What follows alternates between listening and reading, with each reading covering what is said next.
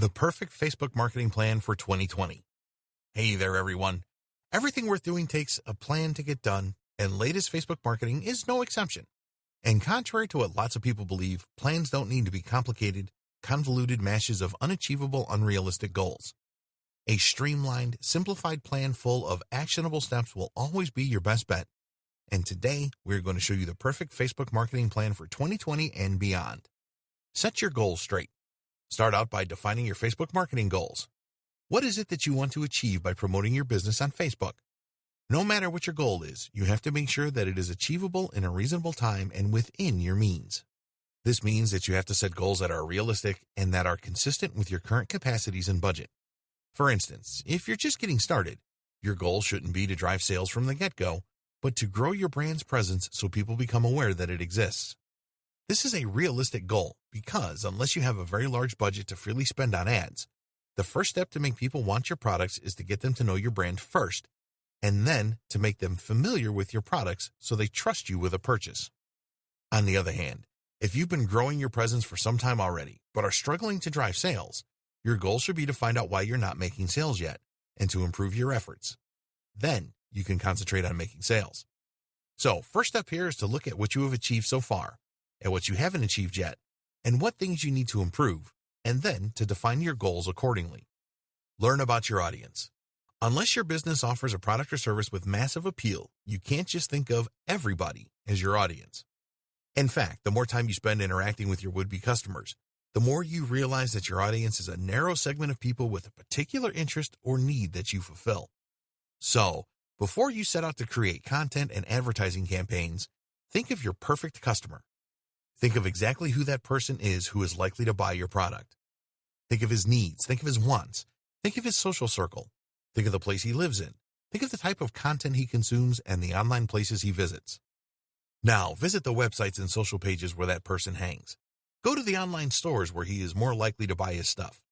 Then, learn about the people that hang on those places and create a customer profile based on matching attributes. That is going to be the average member of your audience. Establish an engagement strategy. Your engagement strategy is the combination of methods that you are going to use to interact with your audience and the methods you'll use to retain its attention.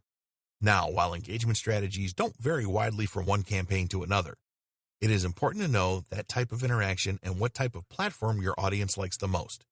In your case, you have to define what channel your audience favors first. This means you have to try whether you get the most engagement on your page or in your group. Once you define your engagement channel, you have to define what type of content your audience likes most.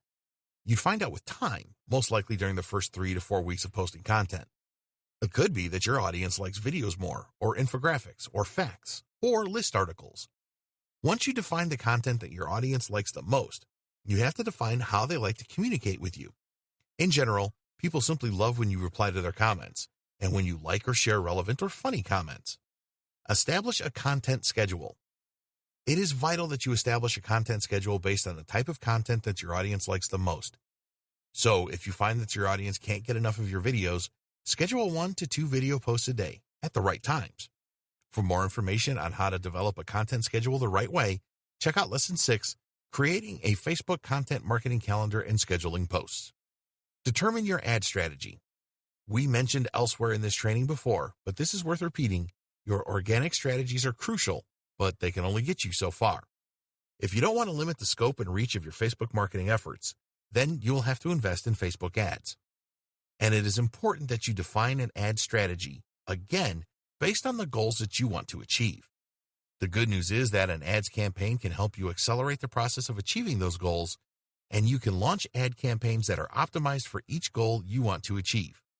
So the step here is to determine at what stage of your latest Facebook marketing efforts you are and to launch a campaign to accelerate the objective. Involve your team. If you are working with a team, it is vital that you make it part of your Facebook marketing plan. Now, involving your team doesn't simply mean to get them to work on the strategy or to push them to their 100%. It means that you have to encourage them to be a part of your Facebook social activity.